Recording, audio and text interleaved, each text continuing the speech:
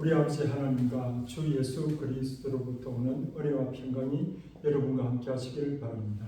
아멘. 교회 여러분 반갑습니다. 너무 오랜만에 듭니다. 오늘은 부활 6번째 주일입니다. 복음서를 중심으로 주님의 평화가 여러분과 함께라는 제목으로 말씀을 나누려 합니다. 저에게 들려진 하나님의 말씀이 교회 여러분들에게도 들려지기를 바랍니다. 아멘. 이제 우리는 부활 시기의 마지막 주일을 지나고 있습니다. 6번째 부활 시기를 지나고 있습니다. 그래서 교회는 지난주부터 이번 주 동안 우리가 전례 복음서에서 읽은 내용은 예수님의 마지막 고별하시는 말씀을 듣고 있습니다. 이 복음의 내용들은 예수님께서 이 세상에서 아버지께로 이제 건너가실 때가 온 것을 아시고 제자들과 주님의 교회가 부활하시어 살아계시는 주 예수 그리스도의 영광 안에서 어떻게 현실을 똑바로 보고 살아가야 하는지 똑바로 바라봐야 하는지 그런 것을 지금 우리에게 깨우쳐 주고자 하시는 말씀이 그 예수님의 생각 속에 쫙 드러나 있습니다. 제자들을 위한 생각이죠. 예수님께서 제자들이 이제 마지막으로 만나는 장면에서 이게 이제 사실 13장 전체를 쭉 14장까지 이어집니다. 그것도 그 앞에는 어떤 자리입니까? 최후의 문자는 자리였어요. 식사를 하시다가 그 다음 발도 씻겨주시고 그 마지막에 가서 이제 고별의 말씀을 하고 있는 것입니다. 그 이런 장면들에서 몇몇 제자들이 예수님께 질문을 합니다. 예수님을 딱 제자들이 예수님을 봐도 뭔가 심상치 않았어요. 그 분위기가. 그러니까 베드로는 묻습니다. 13장에서 보면 주님 어디로 가십니까? 그리고 묻습니다. 또 도마는 뭐라고 이야기를 합니까? 아니 우리 주님께서 어디로 가신다고 하긴 하는데 주님, 저희는 주님이 어디로 가시는지 알지도 못하는데 어디로 가는지 그 길을 우리가 어떻게 알겠습니까? 똑같은 지금 이야기를 하고 있습니다. 그리고 오늘 또 본문에 또 한 사람이 더 나오지요. 가롯 유다가 아닌 다른 유다가 어떻게 합니까? 주님, 저희에게는 주님 자신을 드러내시고 세상에는 드러내지 않겠다 하시니 이게 무슨 까닭입니까? 하고 묻습니다. 그러니까 오늘 본문 말씀에서 다른 유다가 보기에도 이 사람도 모르는 거예요. 이 제자도 베드로나 도마나 똑같은 이야기를 하고 어디로 가시는지 이런 이제 질문 속에서 이제 뭡니까 이 제자들의 호민이 묻어납니다. 우리 주님 어디로 가신다는데 도대체 이게 뭔가? 그리고 이제 제자들은 어떻게 생각합니까? 몇 년을 함께 살았던 예수님께서 어디로 떠나신다고 하는데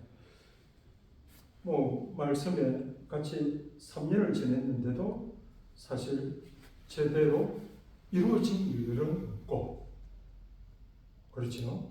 또 제자들이 생각하기에는 예수님을 줄고 3년이나 따라다녔는데 이 세상은 하나도 바뀐 것이 없었어요. 그러니까 이제 제자들도 이제 어디로 가신다, 이제 어떻게 해야 되는지 이런 이제 고민을 하게 됩니다. 과연 이제 여기서 이제 이 질문은 있지요. 사실 우리들의 질문이 돼요. 우리도 마찬가지 아닙니까?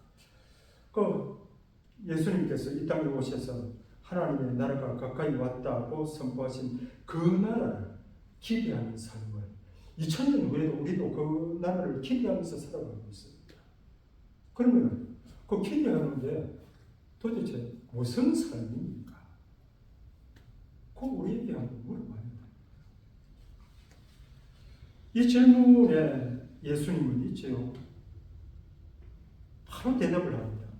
누구든지 나를 사랑하면 내 말을 지킬 것이다. 그러면 내 아버지께서 그를 사랑하시고 우리가 가서 그와 함께 살 것이다. 그러나 나를 사랑하지 않는 사람은 내 말을 지키지 않는다. 너희가 듣는 말은 내 말이 아니다. 나를 보내신 아버지의 말씀이다. 저는 이 말씀을 들을 때에 진짜 가끔 고민에 빠집니다. 아니, 예수님 말씀을 하나 지켜가지고 여러 개 있는데 그 중에 하나도 제대로 지켜가지고 따라가기도 힘든 판에 사랑까지 요구를 하는 거예요. 그분이 나를 더 사랑해 주시면 더 그만하면 나는 대업자로 만족하는데도 오히려 거꾸로 더 욕을 하는. 그러면 이제 고민을 하게 되죠. 예수님께서는 어떻게 합니까? 우리와 같은 사람이신 예수님께서는 제자가 되고 가르침을 지키라 하시고 또 그분을 사랑하라고 분명히 우리를 요구하고 있습니다. 우리는 그분을 사랑하면서 그분의 뜻을 쫓아갑니다. 거꾸로 이야기하자면 그분의 뜻을 쫓아서 그분을 사랑합니다. 예수님과의 관계에 있어서 이게 왜 이렇게 제가 앞뒤를 바꿔놓고 이야기를 한 이유는 그 본질은 꼭 필요한 것은 사랑의 관계입니다. 예수님과 함께하는 삶, 예수님과 제자들 사이의 믿음, 예수님과 우리와의 관계의 핵심은 바로 사랑입니다. 누군가 사랑한다는 것을 그렇죠? 사랑을 행동으로 보여주는 것입니다. 예수님을 사랑하는 행동은 분명히 오늘 23절에 말하죠. 그분의 말씀을 지키는 것입니다. 이것이 우리가 예수님을 사랑하는 행동, 표시, 행위. 이는 그분의 입에서 나오는 말씀을 가르쳐가지고 하나 지켰느냐, 아니면은 이거는 못 지키면 또 저거는 지켰느냐, 그런 내용이 아닙니다.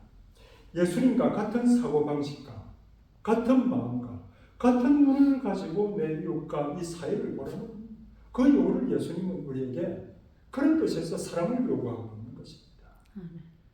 아멘. 그러면 그 고민이 될 수밖에 없고, 이거 집에 가서 마누라 하나 어떻게 요구해 주는 거 들어주게 해도 사실 힘들어요. 근데 이 성경을 읽을 때마다 이게 진짜 사람을 건드리는 거예요. 그러니까 이런 의미로 예수님께서 나를 사랑하면 분도리가 내 말을 지킬 것이다. 이 엄청난 말씀입니다. 그 요한복음에서는 예수님의 이제 새 계명이라 하면서 예수님께서 뭐라 합니까? 예수님께서 우리를 사랑하신 것과 같이 우리도 서로 사랑해라. 그 이야기를 요한은 계속 이야기하고 있습니다. 요한이 전하고자 하는 복음의 핵심은 요한복음이나 요한 1, 2, 3서랑 똑같습니다. 사랑입니다. 사랑이 있는 곳이 하나님이 있다. 하나님 있는 곳에는 분명히 사랑이 움직인다. 그 얘기를 이 요한은 축약장창합니다. 사랑이 있는 그 자리에 예수님께서 계십니다. 아멘. 사랑의 관계를 살아본 사람은 우리는 알고 있지 않습니까? 가끔 이제 저는 생일 때문에 이제 뒤에 알았어요. 생일 때가 가까워 오면 우울한 거예요. 어머니시는 거예요. 근데 내가 처음에는 몰랐어요. 초등학교 나도 왜 이 사람이 바뀌었나 몰랐는데 이게 이제 우리도 이럴 때는 저도 이제 알게 되는 것이죠. 이 사랑의 관계라는 것은 시간과 공간을 넘어서 육체로 그곳에 있지 않더라도 사랑이 항상 우리와 함께하고 그 사랑이 우리를 채워서 우리가 채워진다는 그런 체험이 하게 됩니다.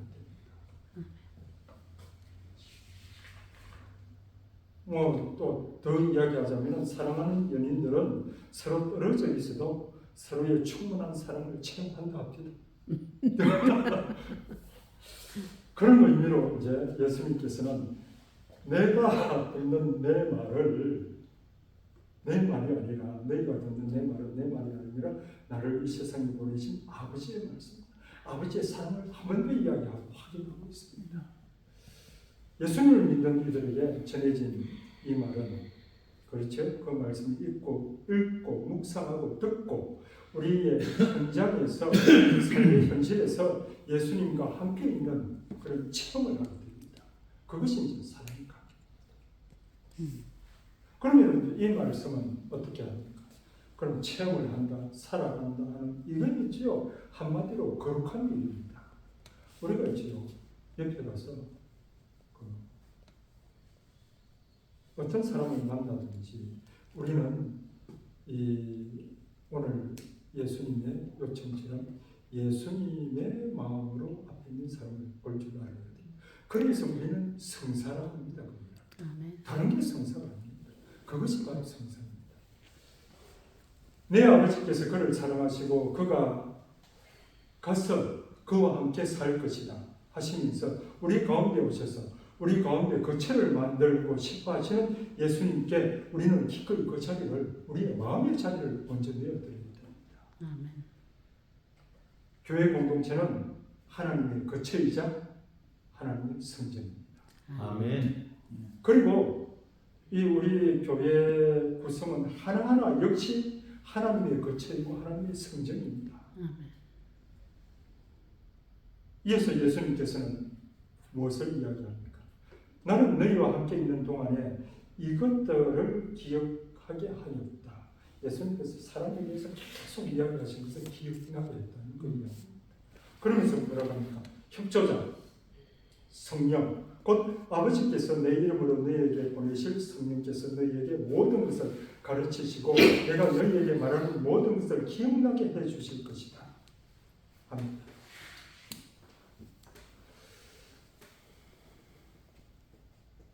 그리스도의 교회가 보존한 말씀으로 지금 그 말씀을 듣는 우리 안에 그분의 말씀이 있지요. 성전으로 계신다는 거예요. 그분의 말씀이 우리 안에 장막을 치고 계십니다. 하나님의 임재입니다. 이것이 바로 하나님의 임재입니다. 하나님의 임재, 하나님께서 우리와 함께 거하시고 우리 안에 머무십니다. 말씀이 사람이 되어 우리 가운데 계셨다. 주님께서는 그분을 믿는 모든 이들을 위해 이들을 진리로 거룩하게 해 주십시오. 아버지의 말씀이 진리라고 우리를 위해 기도합니다. 이것은 있죠. 이 모든 이 현장과 현종이 힘있고 활발하게 움직임을 주시는 분은 하나님의 성령이십니다. 아버지께서 보내신 그리스도, 아버지께서 보내신 스승, 아버지께서 예수님의 이름으로 보내신 보호자가 바로 성령이십니다. 예수님께서는 아버지와 그분으로부터 뗄래야 뗄 수 없는 동반자이신 성령께로 올라가시고 주님을 믿는 모든 이에게 보호자이요 수호자이요 위로자이신 협조자이신 성령을 보내시어 주님께서 말씀하신 모든 것을 가르치시고 기억하게 해주신다. 우리에게 이미 약속하셨습니다. 성령과 예수님은요, 굳이 따져서 말하자면 제 좁은 생각은 한 가지 차이입니다. 그게 뭔가 하면 그것은 예수님께서는 제자들의 귀에 직접 말씀하신 그런 주님이시고 선생님들이십니다. 성령께서는 제자들에게 이를테면 더욱 강한 힘으로 우리의 마음과 정신에게 말씀하시는 우리의 내적인 선생님이십니다. 나는 너희를 고아로 버려두지 않고 너희에게 다시 오겠다고 예수님께서 우리에게 말씀하신 것처럼 우리는 고아가 아닙니다. 우리 밖에서 찾고 발견되었던 하나님은 이제는 우리 안에서 그분의 거룩한 처소로 손수 만들어주신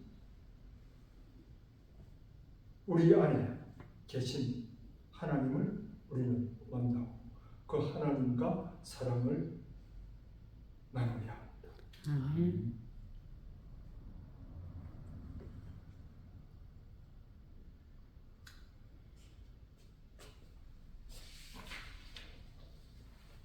그래서 우리가 지금 청하기만 하면, 순종하기만 하면 변함이 없으신 같은 성령, 성부의 영이신 성령, 성자와 뗄래야 뗄 수 없는 성령께서 교회와 역사를 즐길 것이며 우리와 함께 동행하십니다.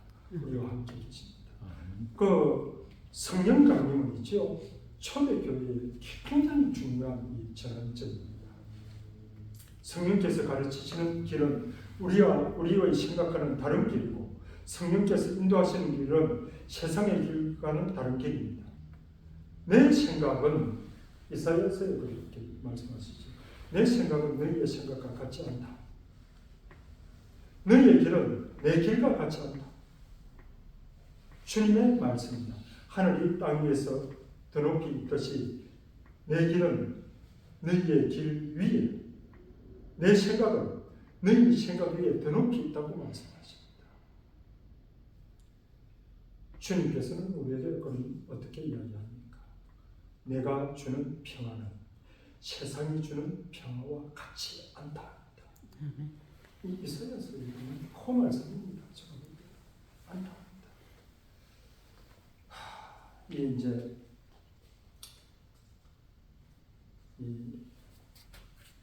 지난번에 주는 씨하고 뭡니까? 전진성서 공부를 하면서 이제 성찬을 어떻게 이해하고 해줘야 하느냐, 이제 그 부분들이 나왔습니다. 그 내용 이제 거기에 나와가지고 이제 제가 이제 그때부터 또 고민을 했습니다. 집제를 하면서도 늘 고민을 합니다. 이것은이죠. 얘는 뭐 저의 작은 체험일 수밖에 없습니다. 성찬을 받을 때에 기억하는 회상은 있지요. 단순하게 내가 추억한다고 해서 메모장에 한 줄 써놓으면 그 정도하고는 진짜 다릅니다. 제가 하고 싶은 이야기죠. 다릅니다. 그 정도가 아닙니다. 예수님의 행동과 가르침을 이해시키는 능력이 성례전에 담겨 있습니다. 교회 안에는 주님의 평화가 있습니다. 주님께서는 나는 너희에게 평화를 남기고 간다. 예수님께서 주시는 충만한 생명입니다. 내 평화를 너희에게 준다. 내가 주는 평화는 세상이 주는 평화와 같지 않다. 그러니 걱정하지 마라. 두려워하지 마라. 우리는 있죠. 이 주님의 말씀 속에 있는 평화의 약속을 믿고 희망합니다. 또 뭐라 합니까? 너희 마음이 산란해지는 일도 겁을 내는 일도 없도록 하리라. 예수님께서 주시는 평화는 세상이 주는 평화와 같지 않습니다. 예수님이 주시는 평화는 무엇보다도 하나님의 현존, 하나님의 인재하심으로 이루어지는 은총입니다. 예적인 평화이며 성령께서 우리와 함께 하시는 평화입니다. 평화는 인생살이 안에서 누구나 간절히 바라고 원하고, 사실 이제 저도 그리워합니다. 꿈꿉니다. 하지만 쉽지가 않습니다. 그 평화는 우선 무엇인가가 없고 모자라는 그런 결핍된 상태. 그게 당장 돈이 부족하면 부부간에 음성이 높아질 수 있습니다. 어쨌건 뭔가 결핍되니까 오는 것처럼 생각할 수도 있습니다. 그러나 예수님께서 지금 우리에게 말하고 있는 이 평화, 진정한 평안이 있지요. 이런 뭔가 결핍에서 오는 것이 아니고 긍정적인 체험에서 오는 것입니다.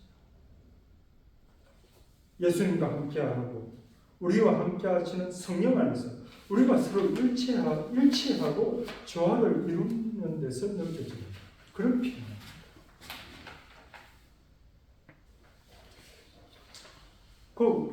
그렇죠. 가정 내에서도 만약에 음성이 높아졌다 해가지고 집을 뛰쳐나간다, 상황을 피한다고 해서 그게 평화가 아닙니다. 가족 구성원들끼리 이런 일이 있을 때는 있죠. 서로 귀를 기울이고 도대체 내 옆에 내 마누라가 무슨 이야기를 하는지 잘 들어야 됩니다. 서로 간에 잘 들어요. 마누라는 항상 저거 그러니까 내 이거 몇 번 이야기했는데 당신은 듣도 안 하는 거기서 문제가 있죠. 그런 이야기를 듣습니다. 진짜 얘기했죠. 교회도 저는 마찬가지라고 생각합니다. 서로가 서로에게 배우고 잘 들을 때만 진정한 평화가 있습니다. 저 설교 준비하다가 당장 반성했습니다. 그럼 이게 이 개인도 마찬가지입니다. 이게 제가 저 자신을 바라보는 눈이 있습니다. 저는 저 자신을 분명히 보고 있습니다. 예를 들어서 무엇을 이것하고 똑같아요. 아무도 없습니다. 빨리 건너가야겠는데 차도 안 오고 그랬는데 아무도 없어요. 신호등이 빨간불이 걷는.